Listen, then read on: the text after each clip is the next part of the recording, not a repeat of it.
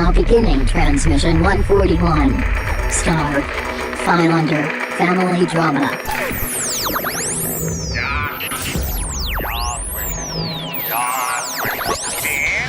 Come on, you fuckers think that just because a guy reads comics he can't fart some shit?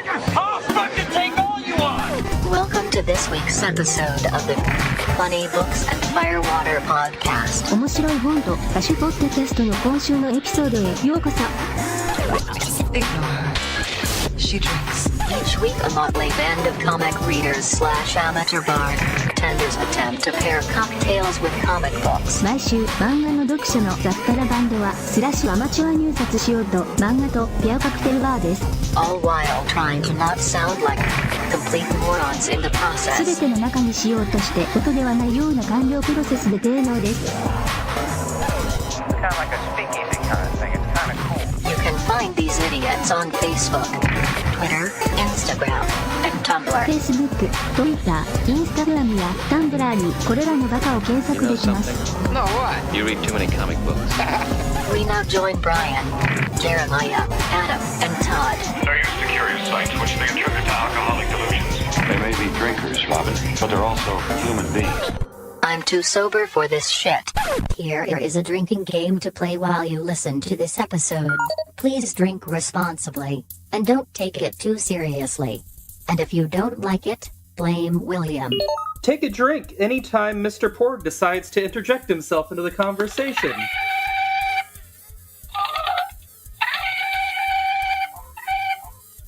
Shut up, Porg. You need to take a drink anytime Manny Bothhands makes an appearance, and I get groans and fuck yous from Adam and Maya. Fuck Manny Bothhands! Manny Bothhands is pure genius. Take a drink anytime someone refers to me as the cum dumpster. Take a drink every time the Shame Bell makes an appearance. Shame! Also, take a drink anytime we act like the member berries from South Park. Remember when they were on South Park? I remember. Yeah, and take a drink every time we do the bad German accent, yeah.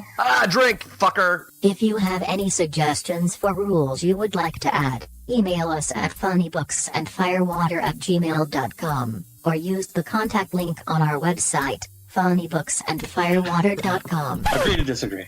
That's like the same thing as saying, I'm sorry you feel that way. There's a thing of like, it was all memes of inter-office dialogue, and there was stuff like, as stated in my previous email, as in, you better go back and fucking reread that again, because like, it was all that stuff of like, listen, bitch, you didn't read this, so I'm putting this in nice corporate speak of like, listen, what the fuck are you doing? So, also, I'm drinking an energy drink right now, so this should be very interesting. Here's the problem, is, so I'm doing the keto diet, but I haven't been able to quit caffeine yet. Uh-huh. One of the things I found that is still keto and has caffeine are energy drinks, even though they're not great for me. I've tried to find the ones that are the least bad for me, that have like no sugar or no calories and stuff like that, so that I can... I like the Rockstar lemonades. Those are good. I do like those. I've been doing the Bang energy drinks. What's it called? I don't know your name. I just want bang, bang, bang. I'm not familiar with this advertising. It's a YouTube video. I'm not familiar with that. I always do I like the fruit punch is one of my favorite flavors. So the Rockstar fruit punched ones that are 0 calories are really good. We were getting a fuck ton of free Rockstars when Todd and I went to Big Adventure, which I happen to be wearing my Big Adventure t-shirt today. And I probably had one too many on that. I was luckily I was working overnights and then staying up all night, or staying up all day at a party. So it kind of worked out that they're like, because we were in the VIP tent, we had like just unlimited supply of free Rockstars. So it was like, okay, time for the 4th Rockstar of the day. Well, Todd is like hardcore when it comes to energy drinks. Me, I was like, oh shit, I've had 2. I'm bouncing all over. I was a little scared for you, to be honest with you. I was like, holy shit, Todd, I thought I had a caffeine problem. Damn, man. Anyway, hey, welcome to episode 141 of the Funny Books and Firewater podcast. We're doing some weird, different stuff with this today, but we will get into that in a minute. We are doing the book Starve by Brian Wood. Oh, fuck, I can't say that name. Why not? Brian Wood. That's all you need to say. Danielle Zizzle. Danielle Zizzle. Is the J silent? Sure. Danielle Zizzle and David Stewart. See, you can do the Stewart part. You're just fine. Yeah, no, okay, you look at this, like, okay, so put yourself in my shoes, right? So I'm trying to do this. I look, Brian Wood, got it, easy. Then it is DANIJEL space ZEZELJ. what the fuck am I supposed to do with that? Like, no Danielle offense. Sizzle. I'm bad with names in the first place. Mm-hmm. It's lucky that I work at I won't say that. That gives away too much about where I work. But yeah, that kind of fucking blew my mind for about 5 seconds. So anyway, It's weird seeing all those names when you work for the Trump administration, isn't it? I know. I thought they were banned. I know. Why aren't there more white people names here? They took our gerbs. Those are good comic book jobs that could have gone to white people. I mean, seriously, what's the problem here? Oh, shame. And Australians don't count either. Are there Australians on this book? Not this one, but okay, because if there, I mean, it's drawn by an Australian. Oh, is she Australian? Mm-hmm. Oh, I like her even more now. That's kind of cool. I think so. I don't know. I want to say that Fiona Staples is Australian. I know that Nicholas Scott is. Yeah, Nicola Scott is.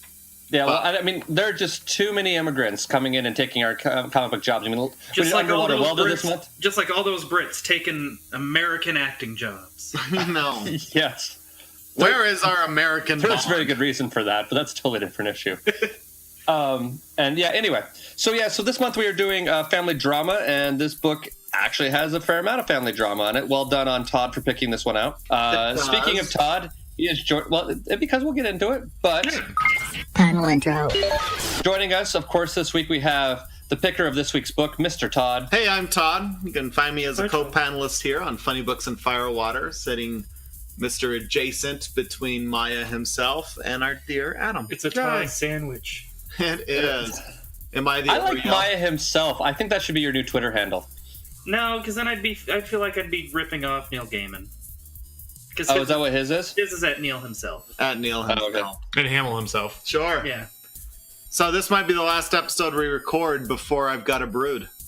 Yeah. Yeah, that's probably true, yeah. Yeah. And as we learned from this season on American Horror Story, if the skies turn red, and there's flocks of crows and a murder of crows, your kid's the Antichrist. Hey, that's probably going to be called that. Antichrist has to be male, though. No, who says that? Bitch, this is 2018. I know, right? Right. This is modern times. The Antichrist could be a girl. I don't know. Talk to God about that.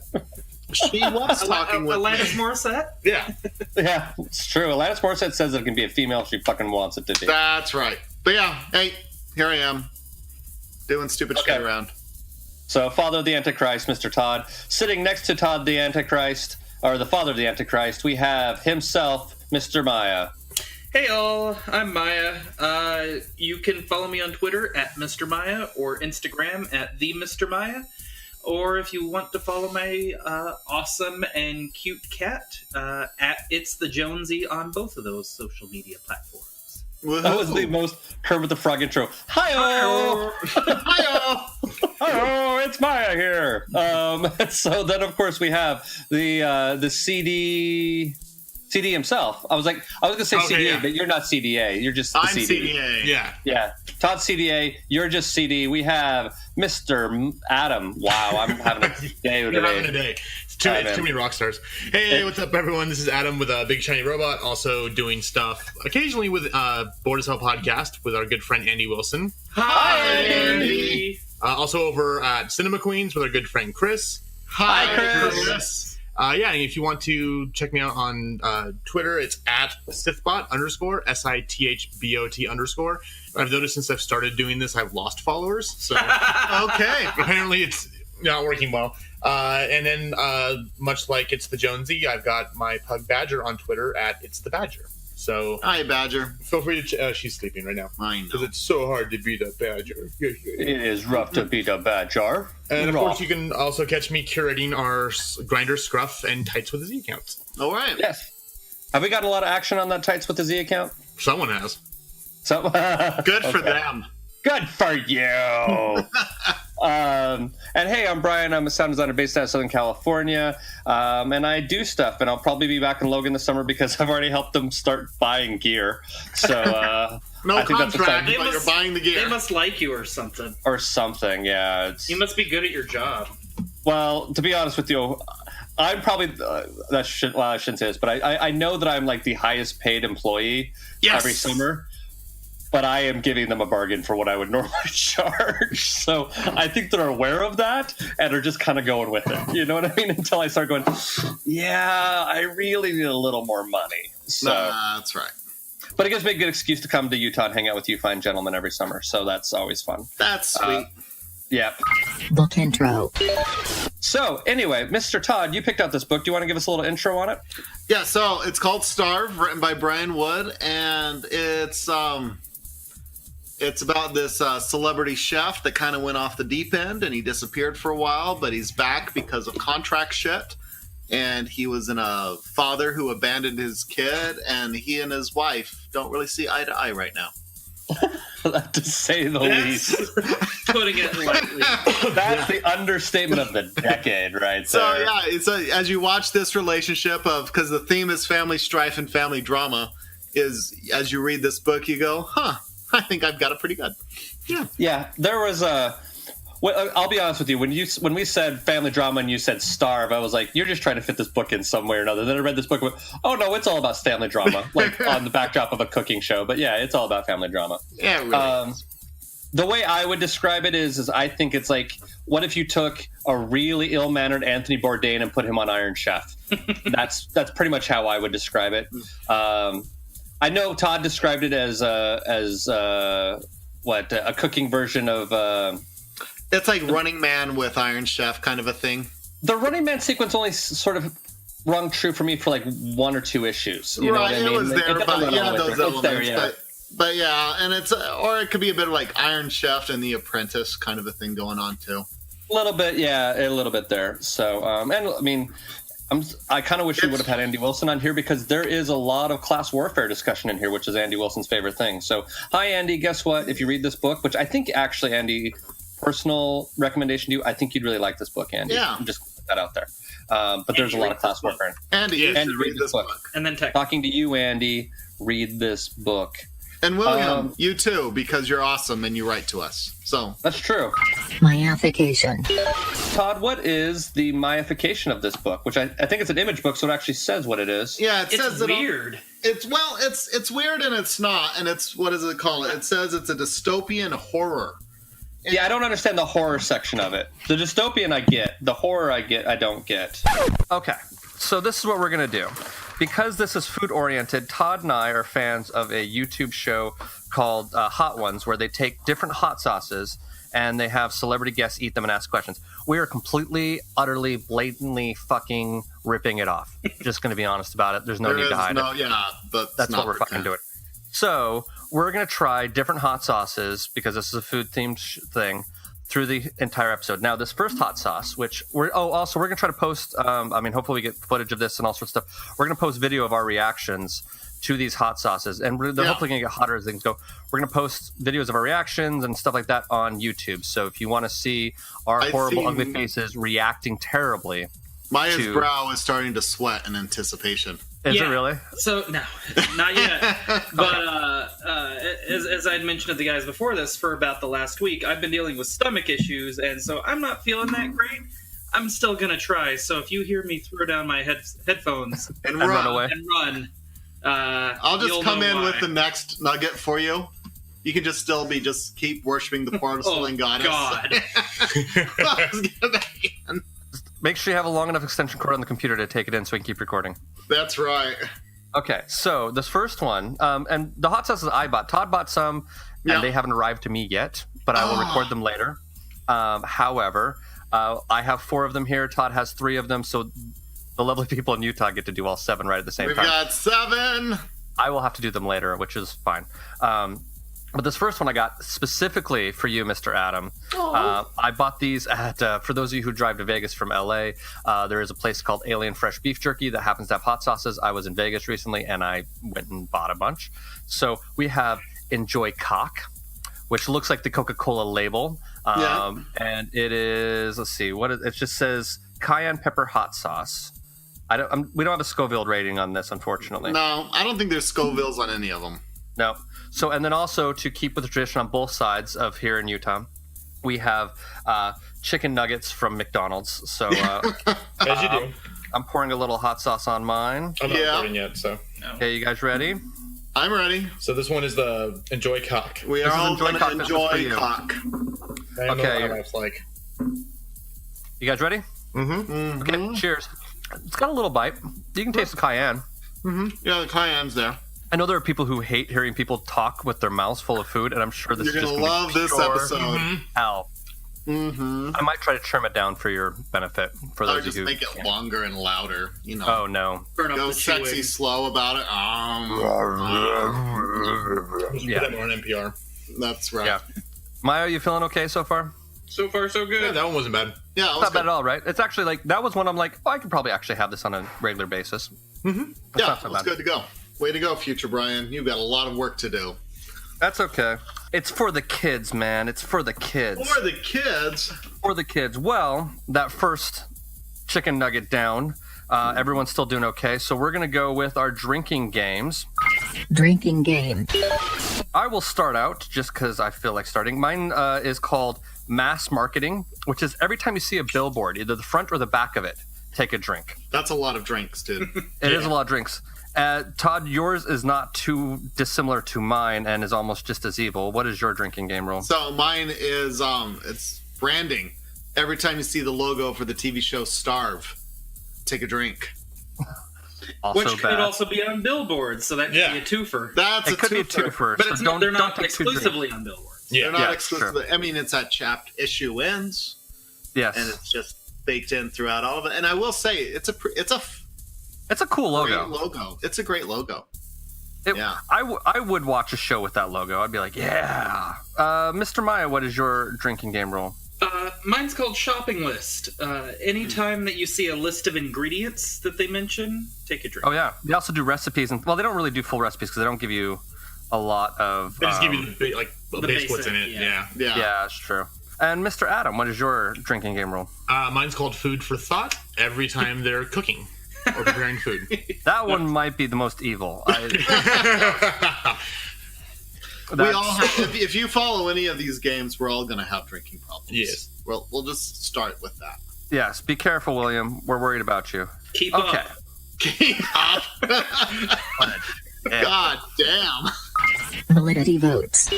Well, now we will come to the vote section of this. We will vote as to whether or not we believe it is worth you, our dear listeners, time, energy, effort to go hunt this book down and read it. It's not really hard to hunt down. Yes. Let's add a little bit of a preface for this, too. Yes, we are reading both trades. It's a 2-trade book, and we're just doing their 5-issue trades, so it's 10 issues. So we're reading the whole thing. It's fairly recent, but, by the time you hear this, or, even a little later, there may be a one-trade volume of it. Yeah. It might be, but it's 10 issues total. Yeah, and the first trade is free on Unlimited right now. So. Awesome.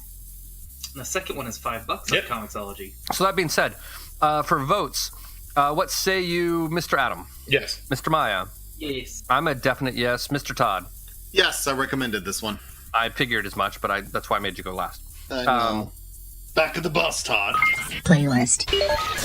So now we will go to basically what we sort of created recently, songs to go along with this book, something to help create the whole vibe of, sitting down, reading a comic book. Here's some songs to put on your Spotify playlist to listen to while you read this. To be honest with you, Mr. Adam, you had one that was very similar to what I was actually thinking of yours, and then I went a different direction. I was really surprised you didn't do mine, actually. Well, then I can let's talk about verify it. he said that. I'm sure. I know. Like, I had this other head. I thought about that while I was driving around because I read half of it last night and I read half of it today. And so this morning when I was driving to the gym, I was thinking about what songs, and I thought about yours. But then I opted to go a slightly different direction as I started reading the second half. You mean just like the second half kind of goes in a slightly different direction? Yeah. Just a little bit. So, Mr. Adam, what is your song for this week? Well, I mean, it had to be Eat It by Weird Al. Exactly. Yeah, I was thinking about that too. I was like, oh yeah, I got to go with Eat It. And then I'm like, no, that's too obvious coming from me. I guess for those of you, if we haven't discussed it on the air, I'm a huge Weird Al fan. So a little bit of one. Just a little bit. Me? No, never. Does the man have a photo with him? He does. I do. So do you, Mr. Todd. You were with me. It's special. It's a great photo. Yeah. I'm pretty fucking proud of that. You're a great photo. I'm fucking proud of you. I'm fucking proud of you too. Well, Mr. Maya, then, speaking of fucking proud, what's your song for this week? So mine kind of goes along more with the theme in the back half of the book, even though the themes are there kind of in the front half too, but it's Fight the Power by Public Enemy. And mine is very similar in vibe. Well, not similar in vibe of the song, but similar in idea of the song. Mine is Eat the Rich by Motorhead. Went a little metal this week. I felt like it. And Mr. Todd, what is your song for the week? It's Steady As She Goes by the Rockin' Tours. Mr. Jack White's other band. One of his other bands. Yeah. That was true. He has like 1,000 of them. One of his side bitches. Okay. Well, I think that it is about time for wing number 2, or for the Screaming Sphincter. The Screaming Sphincter. I'm gonna have that later. Yeah, right. I already have it now. It lost its voice.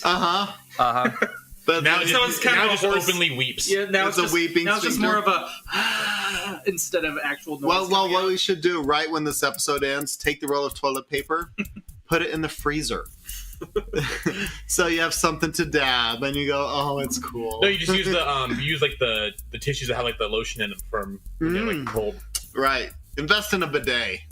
Okay. So this is another one that I picked up from Baker, from Alien Beef Jerky. This is Screaming Sphincter jalapeno pepper sauce. Jalapeno. All right, He's here we guessing go. it started. Okay, you ready?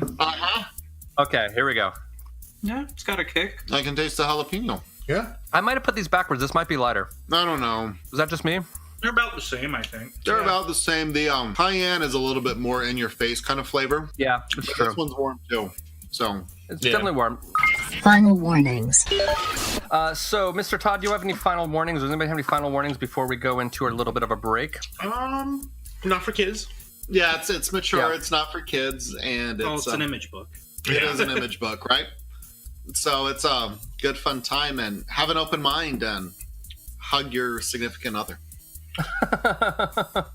Hug your significant other and or your children. When this episode comes out, Todd will actually have one of those. How crazy is that? I know, right? Dun, dun, dun. I couldn't. Yeah, that would not go well, but I could. Angie's not a bad name. I've known quite a few Angies. Only one of them was a horrible bitch. Yeah, well, I'm also aware of a Angie of yes. Of ill repute. You know, I did not make that phrase. You did not make the phrase of ill repute. I said did it. not say that. But I said it. You did. I'm trying to think of. Do I know this, Angie? Probably not. So, anybody like? Does that seem good for final warnings? Or yeah, I think it really pretty is. So, I mean, it's not. It's violent. Don't get me wrong, and there is the family strife and drama where things go bad, but it's kind of how it goes. I would also like to say we did DMZ on a previous episode, which I loved to death, and ended up buying the entire series. This feels very much like a spiritual successor in vibe and tone to DMZ. So if you like DMZ, more than likely you're going to like this book. This is the book, and if you do not care for DMZ, it's still a good book. Yeah, it's still a good book, and this might woo you back to the Brian Wood camp. But just just keep that in mind. If you like DMZ, this is definitely a very similar sort of vibe. In fact, actually, I like this book enough. I think I might buy it for Jess for Christmas. But yes. She doesn't listen to the show, so she won't know that. So that's fine. Todd is skipping out on the shitty recommendation again. Oh, you haven't gotten your shitty recommendation yet? At least it's not Deadpool Max. I know that. Dude, I didn't even take that over. I'm kidding. I love you.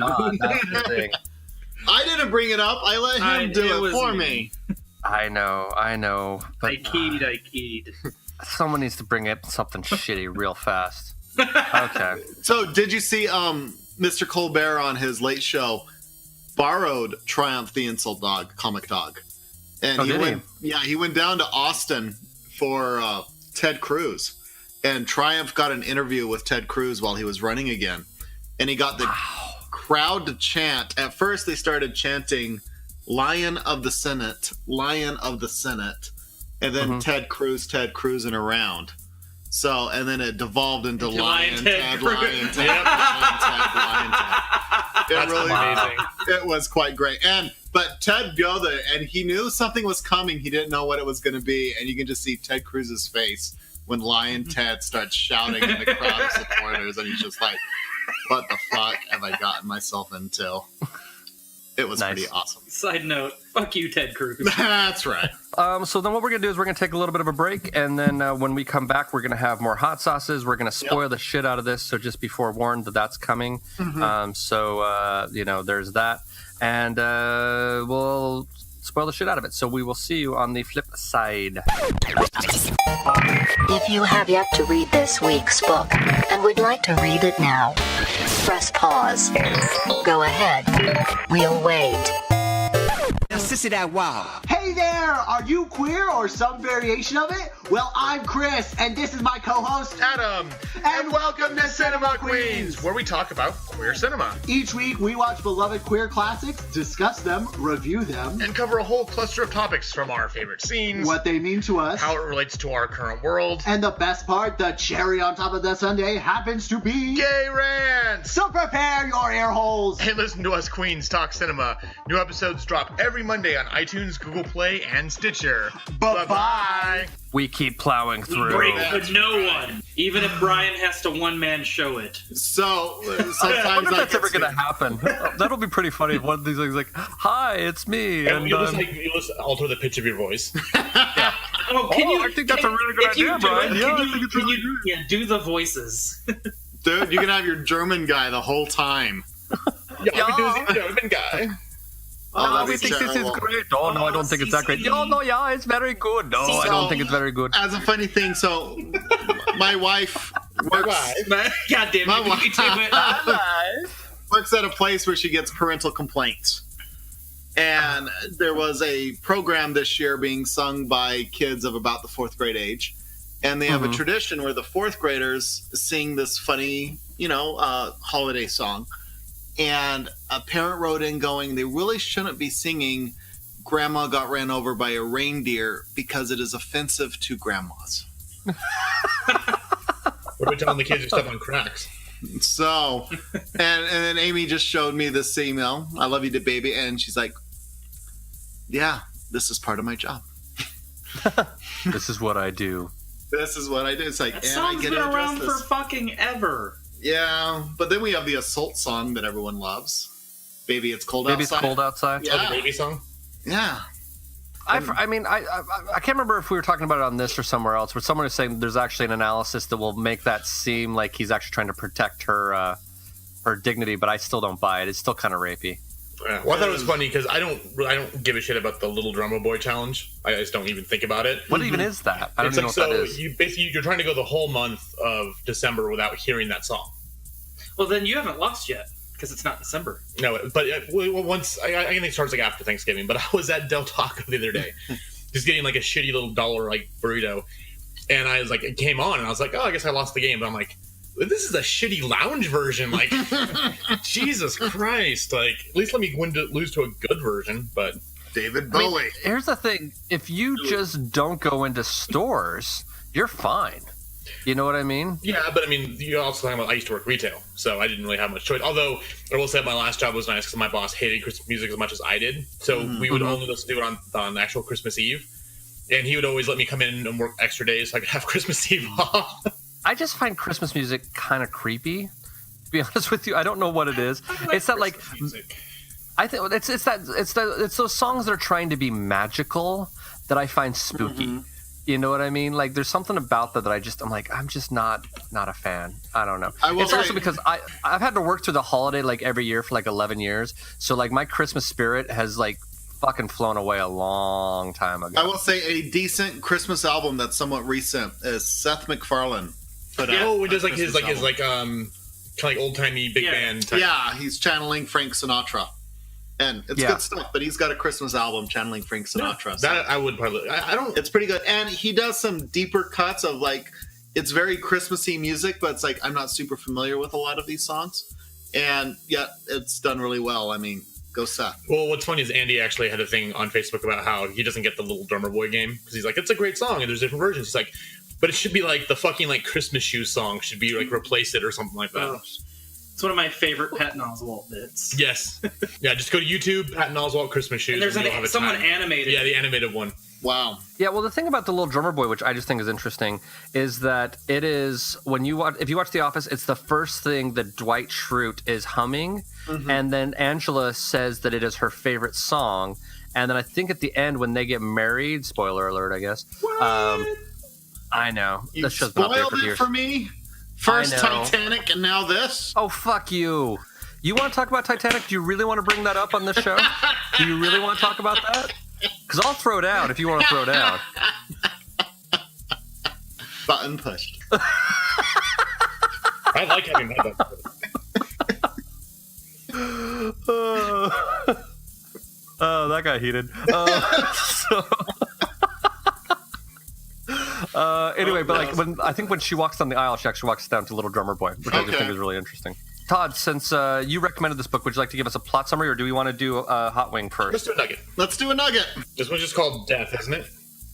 Yes, this is called Death. So anyway, so this is Blair's original death sauce with Chipotle. Feel alive. Yes. So originally, part of the reason why I got this is because when I was younger and Todd hung out at my house all the time, he used to claim that he was totally fine with hot sauce. I lived there. And he lived at our house.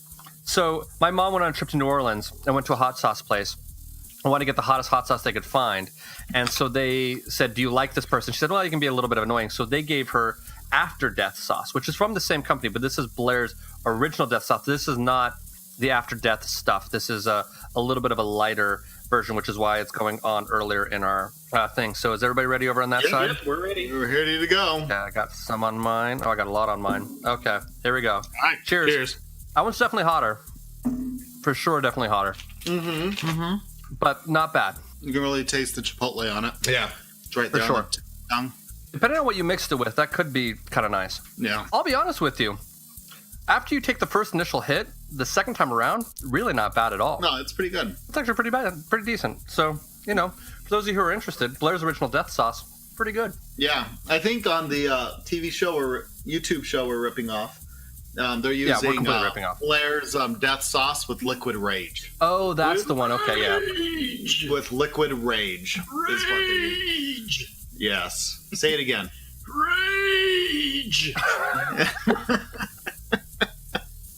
I might sample that and just make it epic. That's an awesome ringtone.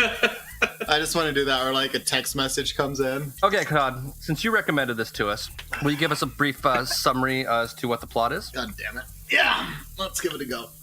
Plot summary. Starved by Brian Wood, Danielle Zezel. As read by Todd. What? Name redacted. Redact the name. Future Brian.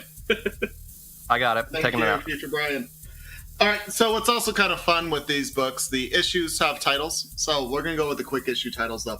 There's The Common Meat, The Mighty Mighty Bluefin, Whole Hog, Blood and Sausages Part 1, Blood and Sausages Part 2.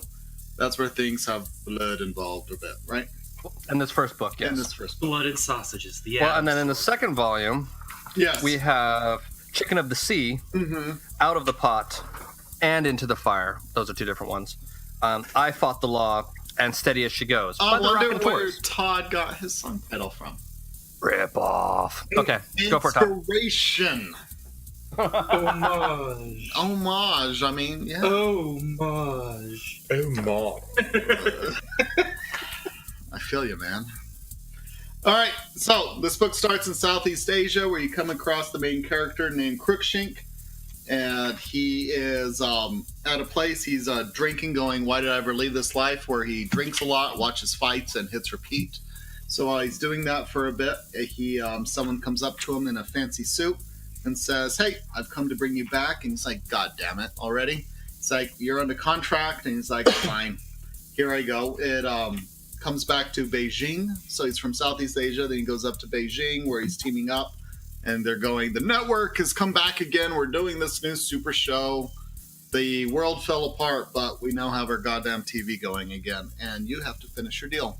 So that's how that goes. And then many hours later, he's flying in a plane. As he's doing that, he's heading back, and they're going, "Oh, we don't have any alcohol on board here." And he's like, "Fuck that. You just told me I can't. I'll do what I want." And he proceeds to make 2 awesome Bloody Marys, gives one to the stewardess. She's like, damn, this is smooth and good. It's like, yep, let me do my thing. So he goes back. He's back in the States, I presume. Mm-hmm. Yeah. In New York. He's back in New York because that's where the food channels are. And he comes back home. He's like, I haven't seen my wife in a while, and I haven't seen my kid. I feel bad about that. And here I am, and he goes to say hello, and it goes, hi, Dad. And you see this woman that looks all grown up, and he drops his cigarette, and he goes, this is interesting. Next shot is you've got the high-powered woman with a tiger behind her, and she looks quite all-powerful and whatnot. And it comes to find out she is the estranged wife of Cruikshank. Mm-hmm. And she pissed off estranged wife. She's a little bit upset with him. A little bit. And she has gone so far going, no, all his fucking money is mine, and all his shit is mine, because I've had him declared dead because he disappeared for a while, and he's dead, so it's all my shit. And he's like, dude, I'm alive. I'm like, you've got to prove it to the courts, and we'll delay that shit as long as we need to. And so he's cursing a bit about that. He's like, that's kind of how she goes. So drama. He goes back to the kid again, and meets up with Roman, and he's like, you're here to do the show again? Yes, I'm to do the show. So there's a little gala going, hey, the show's coming back on. Wait until what you see. It's the big glitz and glamour where the highfalutin people are all going, hey, here we are, isn't doing this awesome. Kind of has a bit of a Court of the Owls vibe to watching this. Know what I mean? Mm-hmm. Oh, yeah, I get that. Kind of a deal of we're all, secret society in the open kind of a thing, and it's weird. So it shows them they've got a dog that has been skinned, but they still have the head on a plate. And he's like, isn't that just awesome? And then Greer is eating a bit of that raw dog and says, this is my fucking show. I'm going to do what I want. Fuck you guys. And that's the end of that episode. Did I get that about right? Mm-hmm. Okay. So next episode, I call it episode because it's a TV show, so we'll go with it. It kind of goes along with every single episode is a different issue almost too. Right. So we're going to go along with it. So this comic book doesn't have issues, kids. It has episodes. We're in the Mighty Blue Fin. So what they're going through here... Their music is great. Is it? Yeah. It's not Boston, it's New York, so they've got to go with something that doesn't exist. Because I'm just flipping through here again. They're coming to Lollapalooza next year? They are? Mm-hmm. Oh, yeah. The guy from... Jane's Addiction. Yeah, the lead singer of Jane's Addiction. I can't remember. He's... Perry Farrell. Thank you. Another weirdo. I can't believe I know that shit off the top of my head, but I do. Look at what occupies your brain and then feel bad because that's in there. It's like, why can't I have decent shit? But no, Brian knows who Perry Farrell is just off the top of his head. Congratulations. I also know who the guitarist for Jane's Addiction was, so there you go. Yeah, he's weird. That's Dave Navarro's nuts. He is nuts. All right, so back to the book. They're going through here, and he's going back into the kitchen, and he's re-teaming up with his old compadres that he has abandoned, and they feel bad about it. And... well, they feel badly towards him, would be the way to put it. But he's like... they're mad about it. They're mad about it. So he's like, but dude, I'm back. We're going to do it my way. It's going to be awesome, and we're going to do the shit. And he's like, fine, I guess we'll do it your way. We'll see. And then you still have the machinations from the wife doing her thing there. Did I catch that right? No, he's with Roman, flipping through that, and he's in the butcher shop. Brian, help me out if I'm screwing this up. No, that's fine. Okay. So he's in the butcher shop, going through, talking. You see this blue fin, and he's like, here it is. We're wasting our time. Going back and forth, and he gets a message from his daughter going, they're at the studio, Dad. Fuck them up. And I'm like, that's my kind of daughter. When I get older, I want to get a text from my daughter that says, fuck them up, man. Yeah, that'd be kind of awesome. Yeah. You know that? Well, there you go. So he's back. He's doing the show. He is cutting food. He is tasting it. He's doing this thing, and he's going it. And then they're starting to play the game. So they're going back and forth. Cameras are everywhere, and they're like, dude, dance, monkey, dance. And as it going through... what he ends up doing is he ends up serving the judges the food basically raw because they've never tasted anything quite like that in a long time because, they've had to like the economy's gone all shitty and there's all the pollution or whatever, so all the food, it tastes like shit, and so people have to cook the hell out of it to make it, palatable. He has really good fresh fish, so he just gives it to them basically raw, and they love it. And then before they end that episode, they cut to his daughter in the audience, who's sort of like totally digging on it. And then, sorry, I'm taking over. Go ahead. Keep going. You're fine. Okay, so then I'll let you jump back in whenever I get to a point where you need to jump back in. His daughter shows up next morning for breakfast, wants him to cook eggs the way he used to cook eggs for her as a kid, and he decides that he's going to bring her in as his assistant. Their next assignment is they have to basically butcher a pig and cook a meal from head to tail, and his daughter not only helps him but kicks some serious ass while doing it. Yes. And he's pretty fucking proud of her. But this also pisses off his ex-wife to no end, to the point in time where she basically says, estranged wife, I should say, yes, who basically says, I want him fucking killed. So then we get into blood sausage, which this is where it gets into a little bit of the Running Man sort of thing. Basically what they end up doing is they set up this challenge where they're going to be cooking for 24 hours. They're going to have to go to different kitchens around the city, but those kitchens don't want them there. So basically they're going to have to fight to use those kitchens. Conquer the kitchen and then cook. Yeah, conquer the kitchen and cook. So if it takes you a long time to fight, you have that less time to cook. So he has a couple of like sous chefs that are kind of green and not prepared to do it. And so he makes it sound like they used to fight all the time. They end up fighting their way through. They cook a quick octopus dish, and it goes really well. So they end up passing on to the next thing. He gets a text from his daughter asking if she needs any help. He kind of leaves her out of it because it's not her fight to fight. She kind of feels a little betrayed and left behind, but not terrible. Mm-hmm. They find out that the next thing they have to do is go to Master Paleo Barbecue, which is, as he claims, a fortress. He ends up, the deal is the guy who is the head of Master Paleo, he kind of made him famous from putting him on the show the first time around. So they have like 7 hours to cook barbecue, but he has to end up fighting him for like an hour. He ends up throwing a PVC pipe. Like basically they do a battle of champions between Master Paleo and Cruikshank. Right. And Master Paleo gets like knocked to the throat from a PVC pipe that the guy throws, and so that's how they conquer the kitchen. Yeah. They end up cooking a bunch of stuff, and they win, obviously, because they're the heroes, and they move on, but like it's in a short period of time. Mm-hmm. It upsets the wife, and the wife is still there. So the wife comes in and stabs him, and he wakes up in the hospital with his basically former rival, who is the host of the show, comes in and tells him that he quit the show. His daughter also comes in and says that she wants to sort of help him cook and whatever. But he still has to he basically ends up that issue in that sequence, which is the end of this last trade, with a billboard of Starve Returns new season. And he says that he has to win this still, but for the right reason. And that is the end of trade 1. Yes.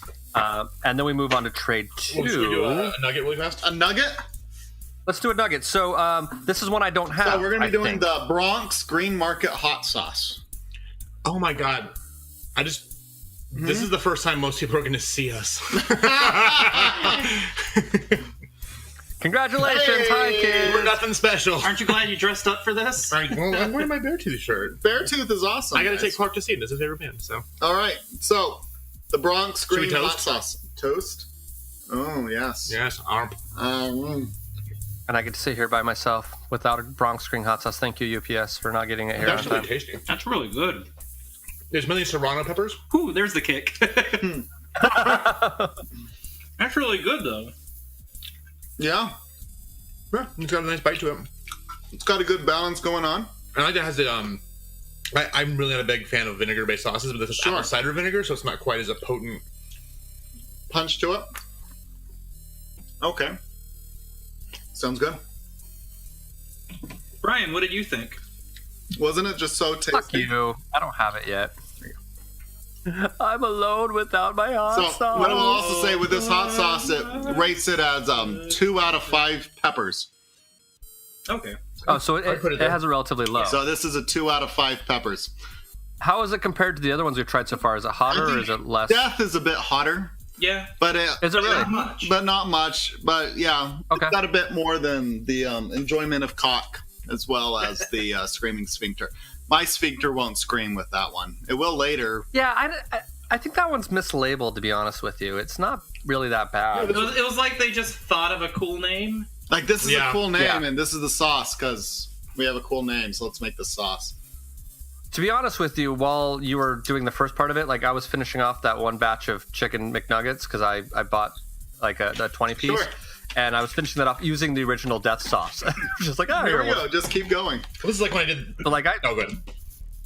No, I was just saying. So like, I like that one. I mean, it's the hottest I've had so far. Although we have the Mad Dog 357 coming up. We do. Huh? That was the one we just did. Nope. That's the one I just had. No, Mad Dog is the last one that I sent. Oh, he's got it. He put it in there. This is the one we just did. The Bronx. I promise you. Yeah. Oh. That's the one I handed you. Yep. That one's next. Oh, I thought I just did this one. So mistrusting. I know, he's just a little bit confused. He's just prepping. So the one after this, we'll get to it. Yeah. Wow. That one just kind of all like syruped, seeped right out. So you jizzed all over it. There's a jizz. Just like Adam, it's syruped and seeped it's right just served itself. I can tell a really horrible thing right now, but I'm not going to. No. All right, so book 2. Book 2. Do you want me to start or do you want to go? Go ahead and start. Okay. So they're on a ship, a starved ship, and they are getting... Starved at sea. They're getting red crab out of the ocean. They have to sort of get it themselves. They show his wife in jail. She has a very important phone call that she wants to take. He talks about how most people will fuck up this what they're cooking, and he will do it properly. And he makes a small little dish, which everyone thinks is really basic, but it actually ends up being really, really good. But what I also really like about this bit, he goes, people like throw crabs in boiling water. It's they're like, assholes. They're assholes. Yeah. You don't need to be an asshole, and it ruins the dish. Don't be an asshole. Yeah. So anyway, so then he ends up sending his wife regular clothing for their day in court. They're having like an arbitration meeting. He basically says, look, take all the fucking money, do what you're going to do.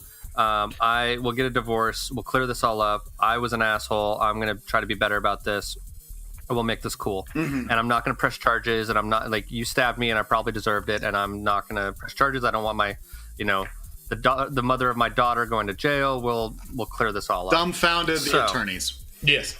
Dumbfounded the attorneys, and they sort of jump on it. So then basically he's going around with his friend who is a chef, and they're looking at fresh locations for food and things like that. And he ends up going to this sort of local little mom and pop sort of fried chicken shop and seeing how crappy the food is and whatnot. And so he basically offers to buy the restaurant flat out, keep all the staff, but he's going to buy it out and pay for all of it, like basically take his money and pay for all of its stuff.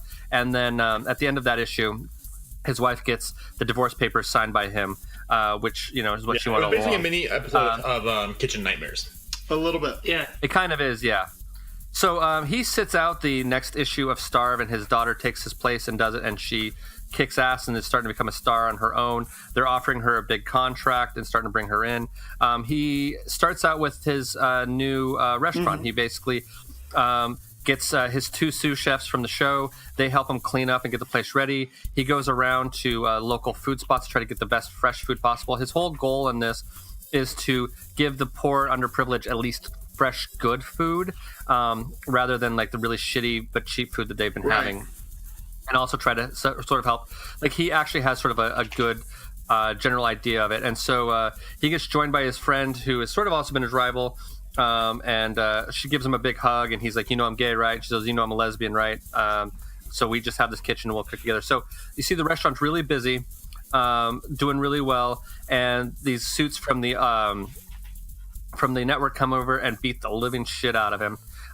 So he's all busted up. He's still sort of he cooks breakfast for his wife, and they have a nice sort of cordial meeting. He ends up talking to the guys who are running his restaurant and basically says, look, here's the deal. I'm not going to come back to the restaurant for a while. I want you guys to keep cooking the way you are. Keep going fresh ingredients. Don't fall back into frozen food. Don't do all that stuff. And then I'm going to talk to my business partner, and we're going to make this a co-op. So as the business does better, you all get paid more, and so it'll be equal amongst all the chefs and all the staff, and that will help work it all out. His daughter ends up going on a late night talk show. A bit under false pretenses. Yes. And he ends up showing up at the networks with a baseball bat to get revenge on the people who beat the shit out of him. He ends up seeing his daughter crying on national television, which basically throws him off. So he's like, okay, fuckers, I'm out of my contract. I'm not doing this again. You're not dealing with me. all that kind of thing. He ends up having dinner with his daughter. He gets followed by his network handler because of where his phone is. He drops it in there. He basically ends up breaking up. Like, his handler and his daughter were sort of having a relationship thing. That kind of ends up ending. His daughter goes back on the Starve TV show after she signs contracts basically saying, I fucking control this. I can do whatever the fuck I want. And I'm the star of the show. And that's where she signs contracts. He ends up giving himself up and goes back to debtor's prison because they brought that back. I skipped ahead a little bit. He goes to debtor's prison. Then she basically signs the contract saying, I'm going to fucking own all this. They come to try to bail him out. And he sort of refuses to do so. He has a little bit of a flashback. I'm kind of going a little bit out of order here, but that's okay. He has a little bit of a flashback of him in hanging out on a beach, and he gets a phone call. Doesn't know why anyone would be able to track him there, so he doesn't answer the phone call. And then he realizes that one of his daughter's best friends was actually vacationing there and saw him there, and so he's like kind of wishing like, oh, maybe I should have answered this, maybe I shouldn't have, that kind of thing. So he's still in debtor's prison. His daughter's now, who is in complete control of the thing, she basically sabotages the show by only dropping some eggs in the thing and not cooking and flipping off the audience and saying, okay, fuck you. So basically she ruins the show. He's kind of pretty proud of his daughter for doing that. And then it jumps to 18 months later. So he goes to prison for 18 months, kind of to prove his point, to keep his daughter from having... the network tries to basically say, if you do a show for us, we'll get your dad out of jail or whatever. And for 18 months, he's like, nah, fuck you, I'm staying here. And he doesn't want his daughter to owe anything. She gets her own restaurant. She's starting to do it and build from the ground up, and she's doing very well. And he's sort of proud of what he was able to accomplish with his daughter, and goes off into the sunset to start continuing on his life and hopefully start a new relationship with his family. Yeah. The end. That's it. Did I miss anything in there? No, you were doing really well. Before we get into analysis, we want to do one more chicken nugget. Right. Do you want to do the 357? No, we're doing the Los Calientes. Okay, so you're doing one of yours first. Okay, well then I'm out on this one. The Los Calientes is 5 out of 10 on heat level. So the last one we did was a 2 out of 10. Oh, Jesus. This one's a 5 out of 10. So this is where it really starts stepping it up. So we'll get the nuggets to touch and collide. And here we go. Touch nuggets to show that you love each other. Oh, that is amazing. I've heard good things about this one. I'm excited to try it. That needs to be my regular rotation. That is a fantastic sauce. Where'd you get that one? New York City. You ordered it on the line. They probably have it at Grove. I was going to say, I wonder if Grove has it. No, the three I've got here. So the show I love so much, Pimp's Hot Sauces as well. And they make their own. These are the three that you have are the ones that they make. And this one is a Hot Ones branded from the TV show Hot Sauce called Los Calientes. Yeah, that one's really good. That is delicious. That is really good. So it didn't seem like it was a 5 out of 10. No, but there it is. I mean, I could maybe put more on. I put a pretty good chunk on. Me too. That's good stuff. Yeah, cool. Well, I would definitely have more of those. We'll come back for another one in a minute. We'll come with that. Now we have just 2 more bits of terror coming up. And I'm freaked out about one of those. I am this too. One? Pepper X. That one is terrifying. Is this the last one we're doing? Yeah, that's the last one right there. No shit. That's the next one is going to be the one that I sent to you. I'm putting a dot on mine. And you're like, that might be Analysis. I like that it had a happy ending. I kind of did too. Dad was in jail for 18 months, but he got out. But here's the thing: of all the shit he pulled, he kind of deserved it. But he and the ex-wife smoothed things over. They were there. They were civil at the end, hanging out with their daughter. Ooh. So this was fun. I went in completely naked, knew nothing about it. I mean, we kind of talked a little bit about it last week, but and this episode I didn't think I was going to be able to make, and then my schedule worked out so that I was free to do it. And Maya was like, you wanted hot sauces, admit it. I'd forgotten we were even doing it. Yeah, so did I. Yeah. So it was like, so and then Maya's like, this is it's a cooking competition, and I fucking love like Hell's Kitchen and Chomp and that kind of stuff. So I didn't know anything about it. I just kind of jumped in, and I think I tore through both trades in less than an hour. Yeah. It took me about an hour. Yeah. I loved it. I mean, this was something that was never even on my radar, and that's one thing that I love about doing this podcast is I experience and discover books and comics that I never would have even known existed, let alone be interested in reading. So you look at the cover, and it's this, like the one cover here is the dude says starve with like knives, and you see him about ready to eat some like octopus tentacles, and you'd almost think this was like a a Cthulhu book, maybe. I don't know. Yeah, especially since it says horror on the back of it. Yeah, it does. And the other one, he's got a picture of him with like a knife in his mouth. So I mean, yeah, this is a very unconventional book that most people would never even look at, but it was fantastic. I like the fact that we do have queer characters in it, and it's not like a big deal. Like so it's mentioned a couple times, but it's not like front and center of who they are. I mean, this guy is a chef. This is what he does for his life, and the fact that he's queer just happens to be part of that. And it's not front and center in your face, look at me, I'm gay type of thing. Which for some things we need. Like I'm really tired of their pussyfooting around the fact that Dumbledore's gay, especially in the new Fantastic Beasts movie. Mm-hmm. And you see his devotion to his family, and he realizes that he's been a fuck up and he's caused problems, and he went and made amends for it. He did the right thing. It may have taken him almost 50 years to do it, but in the long run, he did become the father and I guess ex-husband he should have been, and the person yeah.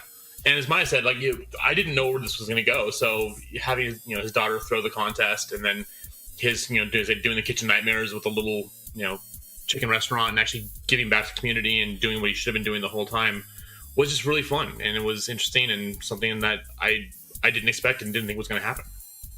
Yeah, awesome. Mr. Maya, what are your thoughts? Yeah, I also went into it blind.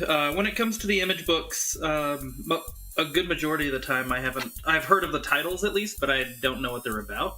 Mm-hmm. And I really like this. Like I said before, I do like that it had a happy ending. He kind of went through his transformation and into a decent human being and a good father, and making amends with his ex-wife and being kind of a good part of the community. No, I just all around liked it. It's I had no idea that it was about like cooking competition or had anything to do with chef. And as long as I've been living with Adam, I've been watching those shows with him, like Hell's Kitchen and Chopped and all that sort of stuff. And so I started to get into it, and at first we didn't think Adam was going to be able to join us. And as I was reading it, I was really bummed that he wasn't going to be able to. And then he was able to. Yeah, and that's, as I told Todd, part of the reason why I was thinking about buying this for Jess for Christmas is because she is such a foodie and loves those same shows as well. And one of the things we used to do is always would put on what we'd call food porn, which is like Diners, Drive-Ins, and Dives, or Hell's Kitchen, or those shows are the worst to watch when you're hungry. Mm-hmm. Oh, dude, I watch them almost more when I'm on a diet. You know what I mean? Because the weird thing, the reverse thing is when I'm not on a diet, I tend to watch like athletic competitions and then eat shitty food. Like I'd watch Biggest Loser or that, and then eat Taco Bell. But yeah, when I'm on a diet, like I watch it being like, oh, that looks delicious. And actually, because I am on a diet right now, and I'm trying to make this chicken nuggets thing work into my diet as well as I possibly can. But I'm like, this might just be a little bit of a cheat meal. There was something satisfying about watching people cook really gourmet food, being like, oh yeah, like it's somehow, I don't know, it's there. So like I really enjoyed that part of it. Like, and I think that it's kind of cool. We see a lot of representation in it and things, and I recently read a book that is a representation of my day-to-day job, but a very odd one. I just read Backstagers recently, and it's weird to have your job depicted in a fanciful way, and it was a little bit frustrating in a way too. And I texted my brother-in-law, who is a cop / an attorney, and I'm like, I now know how frustrating it must be for you to watch TV shows, like cop TV shows, to watch people sort of take your job and kind of like not fucking fully understand it or change it enough. And I'm like, you don't see that with theater very often. Especially not backstage, how theater works. Most time it's all about the actors, and who gives a fuck about those people. But sorry, internal monologue. Sorry. Yeah, I know. Fuck them. So like, there's some very fine actors, some very fine people, but on both sides of the proscenium. On both sides of the proscenium, there are very fine people. Did I make snort? That's Maya. Nice. It's good when he does that. Oh, Jesus. And I have some friends who are actors, but sometimes just fuck them. Hey, I have an actor friend. You have an actor friend? I'm so sorry. Like your black friend. Yeah, that's where I was going. But I have an actor friend. I'm cool like that. To be honest with you, I might have more black friends than I have actor friends. That's actually that's 100% true now that I think about it. Anyway, but yeah, so like it was kind of cool to see. I mean, from my understanding of working in the kitchen, to see it explained, or I mean, I guess it's my understanding of kitchen work based on the television shows I've seen, so it might be full of bullshit. But it was kind of cool to see something that really sort of didn't try to make cooking in a kitchen somehow like a superpower of some kind or something like that, which, I mean, don't get me wrong, I love Chew, but they kind of do that a little bit. You know what I mean? They make food a superpower. Whereas like this is his ability to cook was simply his skill set, Yeah, and there was a simplicity that seemed to come from it. It's like, well, this is amazing. What'd you do? Very little. Yeah. Well, and that's if you watch. I mean, like, I'm a huge Gordon Ramsay fan because Hell's Kitchen and everything. And I've actually went and like watched some of his recipes and things, and like his biggest thing is he's like, just get quality ingredients, but keep it really simple. You don't need to do all these fancy like egg white foam things to. Yeah. He's like, so like, and it was cool at the end when not the end, but when what's his name, Gavin is in the hospital, and his friend Roman brings him the soup he made, and it was a very, very simple, basic soup. But when you're like, I love to cook, so if you've ever been up here, I'm sure you've had my cooking. It's like you don't need all these fancy things to make it good. Like like I made fried rice last night, and all it literally was rice, soy sauce, oyster sauce, some vegetables, and some green onions. But you can mix it up and do the right thing to where those 6 ingredients, all of a sudden, you add a little bit of like this to it, a little bit of that, and it's really amazing and good. And that's kind of the thing of cooking is you don't need to be, crazy intense and fancy. You can make really, really good food from humble beginnings. That's going to taste good and everyone's going to like. I just need to work on my plating. What's the phrase? KISS? Keep it simple, stupid? Keep it simple, stupid, yeah. I use that phrase all the time at work, mainly when it comes to programming. That and right on. Right on is a good one. I think we've discussed that, but that is one of my greatest inventions. I always go back and kind of spot check every so often podcasts, and since I drive so much, I get bored, and I'm like, put up a podcast. And that one popped up, and I was like, oh yeah, I forgot we talked about that. Right on. So what I really loved about this book is I've enjoyed Brian Wood for a very long time. You can see I've done a lot of Brian Wood recommendations. You have? I have. And we talked about another one we should do earlier. We did. His writing is this is 10 issues, and it's the entirety of it. As you read the finish of the 10th issue, people go like, oh, is there going to be any more? No. What's left to tell? There's nothing left to tell. Yeah, the story is complete. The story is complete, and he does a fair amount of work for hire, but he does a lot of his own stuff too. But he always does very solid work. His writing is taut, and it is there's purpose in everything. But at the same time, as you watch this here, you're interested where the turns came, but it wasn't any "ooh, I see what you did there" moments either. Is he presented what was going on, and this book is much like a recipe itself as he was following it through in much of style. I really enjoy it. And the artwork, it's very reminiscent of DMZ, as we've said in the past, but in its own way, it's a lot more, I want to say, jagged. Yeah, it does. And that's actually for me, one of the only weaknesses in the book is specifically drawing of the wife. Sometimes it's really like, there's weird lines on the face that don't necessarily seem to indicate proper facial structure. You know what I mean? Sure. And that ends up that's really my only mark against it, and it's a slight mark against it. Like, I like the art style in general, but when it comes to drawing the wife, it's a little bit awkward. You know what I mean? And that has a little, and sometimes it was a little bit difficult to differentiate his wife from him and a few things that way. So like that, but like I said, like, I like the art style. I don't want to knock it against it, but there's just some of those things and some of the details that is my only thing that I'm kind of like, I'm not really feeling that. Sure, I can see that, but it's a whole lot of fun, and there is a roughness to it and rawness to it, which I think suits the story very well. It does, and it's once again, it's very familiar back to DMZ. DMZ had a lot more detail work done on top of it. You could tell there was a lot more layering going on. But this one's a lot of fun, and it doesn't look like much of other stuff either. I don't think of anything else that Danielle Zezel has done. But no, it's a whole lot of fun. Is you've got this main character who's in a bad place, and he goes, fuck, I'm stuck, coming back in here. He comes back and he sees his daughter who he hasn't seen, and he's like, shit, somewhere I really fucked up. And you can tell with him that is a big turning point of like, well, I'm here. And he's chewing through the first few things of he's meeting back up again and reconnecting. But that daughter thing just kind of holds on to him, and he sees, as much as you're watching it, he's as much for the people, it's as for his kid of let's not have history repeat itself. We can have this be better. Mm-hmm. And as it's watching through it, and he recognizes what's really great with him is he recognizes his mistakes. And could he have stymied his way out of the prison for the 18 months? He had that option. And he goes like, no, this is something I do need to do. And once again, I think in part it was an example for his kid of going, no, things need to be balanced. Well, like when he started, his motivation was, I'm going to burn this fucker down. Yeah, he keeps on saying that. Yeah. Right. And then it changed, and he's like, oh, no, I need to be better.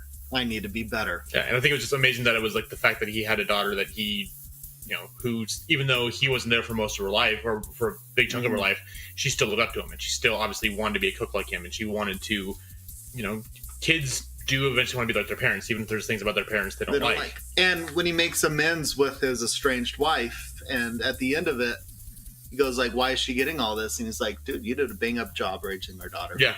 And that's awesome. And this is all yours because I wasn't there, but you did it. Awesome. Go. And so you watch this. I mean, it's all about the family. He had his own original motivations, and he modified them at the end of the day to make things better. So, no, I really enjoyed it. Cool. Let's do one more sauce before we go into cocktails. Okay, cool. Sounds good. So this is Mad Dog 357? Yes, sorry, I'm starting the recording. So this is going to be Mad Dog 357. So you're saying you like this one, it's another mild one? No, this is not a mild one. I've had this one. The Mad Dog? Mad Dog is not Mad mild. So we'll talk about when we go to the last hot sauce, we'll see how this goes. The last hot sauce, Pepper's Pepper X, is only grown on one farm. And the name of the farm co-op is Pucker Butt. Yes. Pucker Butt? Pucker Butt. And it's a 10 out of 10. That's right. Yes, it is. There we go. And hot. Okay. Hold on. Magnum. I got to pour a little on mine as well. All right, pour it on there. The suspense is killing you, I can tell. I hope it'll last. I know. Okay, you guys ready? Yes. Cheers, here we go. Yeah. Whoa. Shit. Oh. Nope. Oh. Well, that's delicious. Ooh. It starts out sweet, but then, oh, fuck. This is good stuff. If you like it, Todd, I'll send you the full bottle. Whoa. Oh, my God. What is in that? What is in that? Okay. Asshole. Oh, my God. That one just keeps on building. It does. Oh, my God. Maya has an ice cube in his mouth. Hold on, I can get some ice. Okay. Holy fuck balls. That derailed the podcast. Oh, my God. Okay. Jesus Christ. It fucking hurts to breathe. Holy shit. How much did you have on yours? We had like enough quarter size, would you say? Yeah. Yeah, ours was about a quarter size on the nugget. Cocktails. Okay, so my cocktail is called the Pork Chop, and it's very unique and interesting. So this one, you're going to take 2 sprigs of fresh thyme, 1.5 ounces of bourbon, 1 teaspoon of Dijon mustard, 1 ounce of apple cider, a half ounce of lemon juice, a half ounce of simple syrup. You add all that to a cocktail shaker with ice. You shake the shit out of it, and then you fill a glass with ice. You strain. Actually, do a mason jar. That might be better. You strain it into the mason jar, and you garnish with a sprig of fresh thyme. I'm still drinking as much water as I possibly can. Holy fuck. Anybody else in a space to be able to actually give their cocktail? As you watch, Gavin Cruikshank's, great name by the way. Mine's the classic vodka soda. So you take some vodka in a Collins glass, add some ice, then you top it off with soda. So you want the good vodka, but it's clean, refreshing, and delicious. And if it's done right, it's fantastic. Fuck me. Oh, okay. Yeah, you and Maya's in similar camp you are, Brian. So he's not ready yet.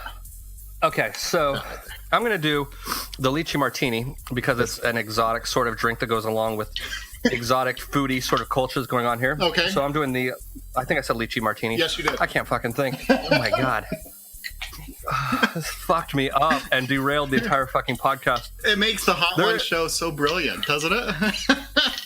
It makes you wonder how much editing down they do. Yeah, because here's the thing. I know I'm going to trim the shit out of this. Mm-hmm. This little segment, we've had to cut in and out because of just technical issues. Mm-hmm. Right now, we're at like 20 minutes on this part of the recording. Right. I guarantee you at home have probably only heard about 5 seconds. There was probably a good 10-minute break of us all going, fuck! And walking away and getting water and getting ice. Yeah. And now we're back, and I am still, like, I am on my 4th bottle of water for this episode. Yeah. Plus the energy drink that I had. And, okay. And it hurts to, like, fucking talk without, like, so fresh there's bottle of water. different thoughts on how to alleviate spiciness. Because if you want... Alcohol is one of them. Alcohol is one of them because it's the oils in it that has the kick and the spice. So alcohol will break down oils. Some people like milk that coats. And others like just do the water, get it out. And others are just like... Alton Brand did like heavy cream when he did the episode. Heavy cream, huh? He did heavy cream because of the fats in it. Oh. All right. Okay, well, the lychee martini. You need ice cubes, 6 ounces of vodka, 4 ounces of lychee juice, a splash of vermouth, and 2 lychees for garnish. Mm-hmm. Fill cocktail shaker with ice, add vodka, lychee juice, and vermouth. Shake until chilled, pour into a martini glass, and garnish with lychees. Add an orchid for added beauty, if you so desire. Oh, my God. Mr. Maya, I'll try to say that as fast as I can because it hurts. Does Mr. Maya need some time? He's working his way over. He was just filling up again. I don't think that hurt me as bad when I tried it initially. Dude, that quarter-sized dollop is huge. Yeah. Okay, so I'm really broken. I'll try to make it through my drink. Of course, I have to have the longest fucking drink recipe on the planet. You chose it. Okay, so bear with me here. Yeah, I'm not doing the next one. You're not doing the next one? There's no way I'll survive. You're bowing out? Yeah, I'm bowing out. Oh, that wasn't even like a progression. That was a jump. Yeah, a little bit. So my drink's called the Bacon Me Angry. It takes a lot of prep work. You're gonna prep by first making bacon-infused vodka. Bacon-infused vodka? Yep, for which you'll need 300, and this is in milliliters. You'll need 375 milliliters of vodka, 1 tablespoon of cooled bacon fat, a pint-sized mason jar with a tight sealing lid, and a fine mesh strainer, and either cheesecloth or a coffee filter. Begin it by frying yourself up a few pieces of bacon. Go ahead and eat that shit, but you're going to keep the fat. Allow the bacon fat to cool for a few minutes.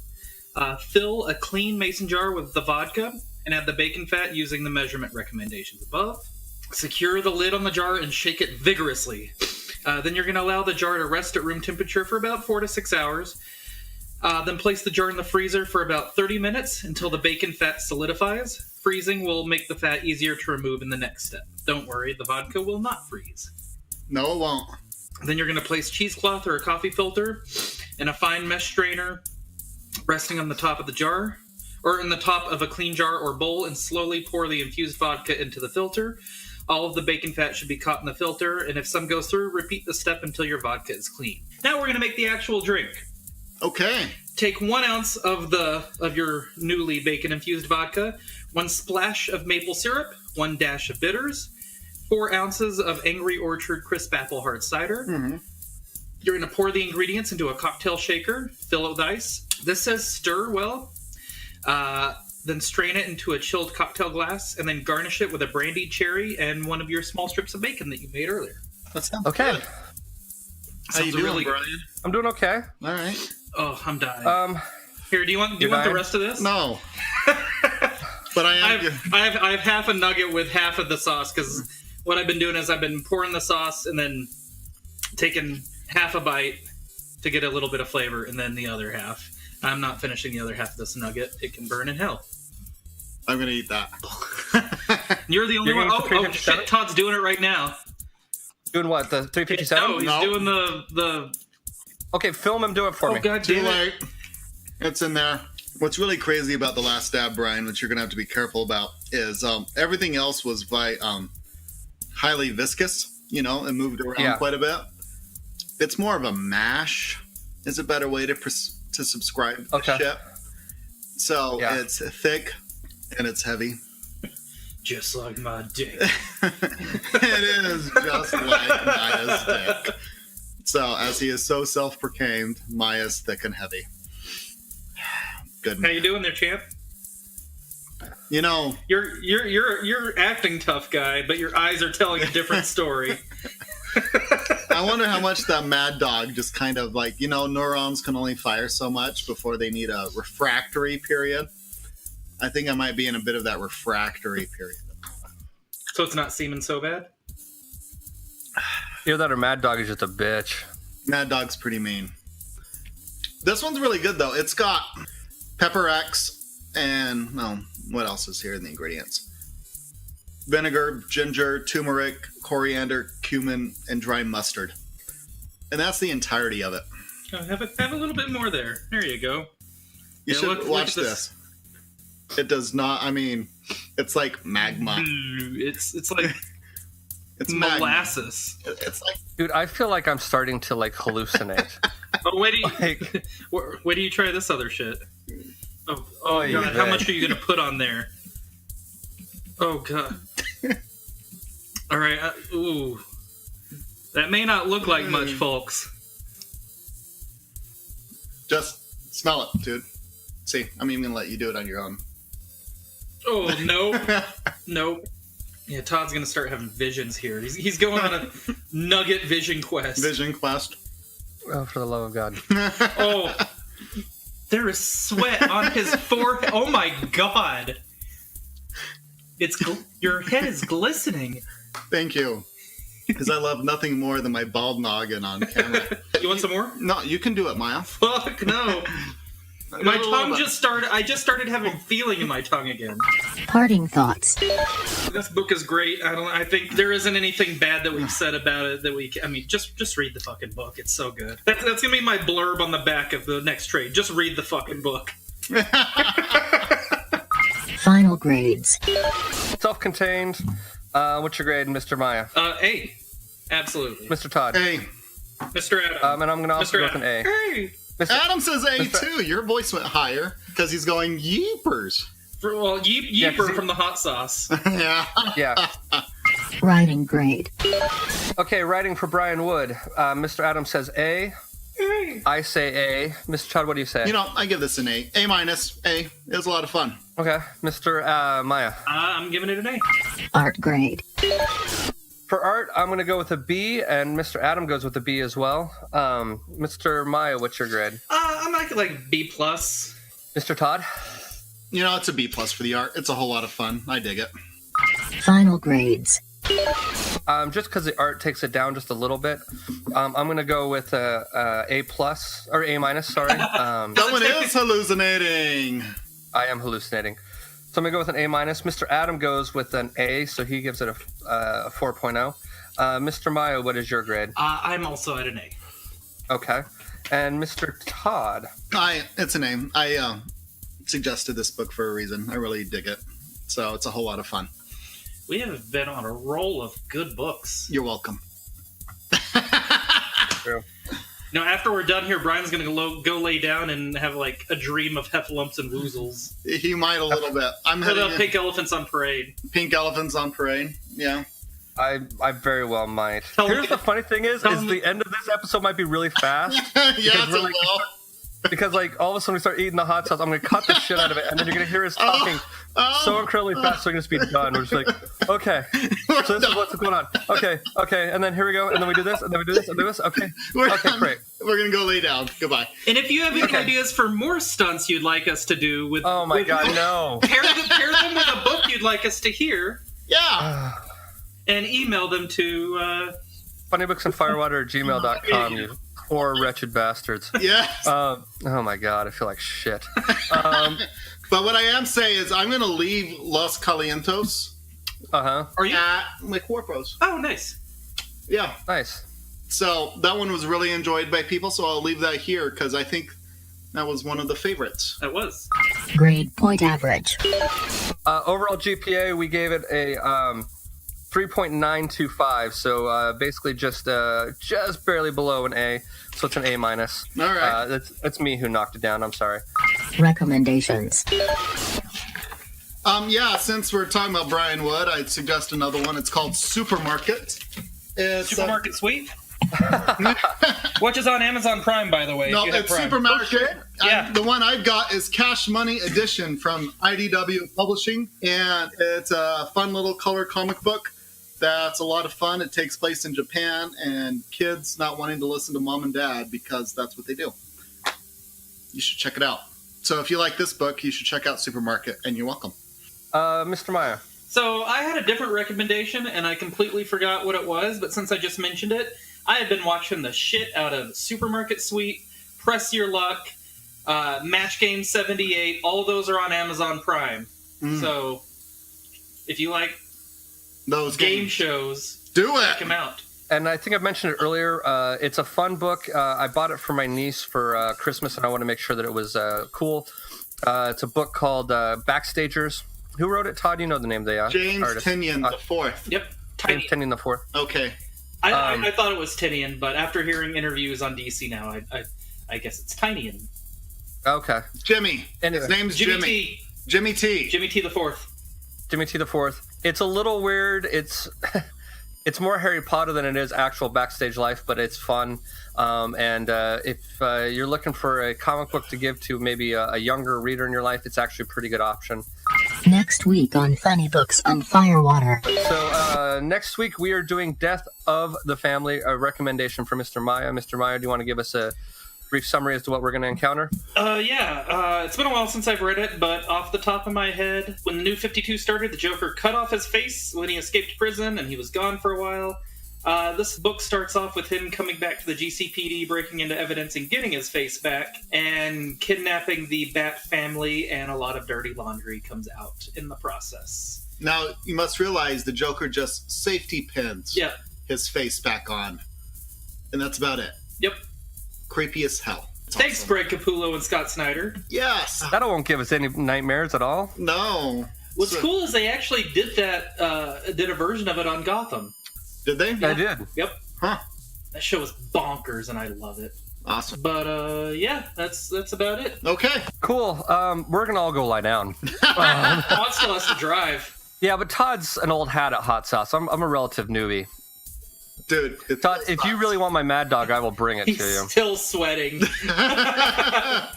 Dude, your head is drenched. Thank you. Yes, it is. It's gonna be so cold when you go outside because your head's so wet. Moist. I'll just have more hot sauce, put it in my mouth, and I'll just become this walking pile of magma. Magma. That's right. All right. Hey, kids, go lay down. We're old. Yeah. I was writing a text message. It's like, oh my fucking god, we did the hot sauce challenge on the podcast today. Fuck! Explanation point. I'm dying like fucked up. Wait. You just sent that? I did not to you, to Jess. I just sent that text message. Okay. Oh my god! Oh, and you didn't even get the last one. I haven't yet. No. Are you afraid? Oh my! I'm terrified. I'm fucking terrified. So, kids, if you want to see that reaction, we'll put it on YouTube. I'm a fucking moron. Yes. I don't know why. I know why I agreed to this, and I love that show, and I want to challenge it. But oh my god. Oh my god. Yeah. Anyway. Okay. So I love you all. I'm feeling a little bit drunk. Yeah. So long, and thanks for all the hot sauce. Yes. So that happened. Thank you for joining us for this week's episode. This band of knuckleheads will be back next week with a new episode. Until then, you can find them on Facebook, Instagram, and Tumblr as Funny Books and Firewater, and on Twitter as @FirewaterCast. Go to funnybooksandfirewater.com for the most up-to-date information, as well as cocktail recipes from this and past episodes. Thank you for joining us. And until next week, support your local comic shop, tip your bartender well, and stay hydrated.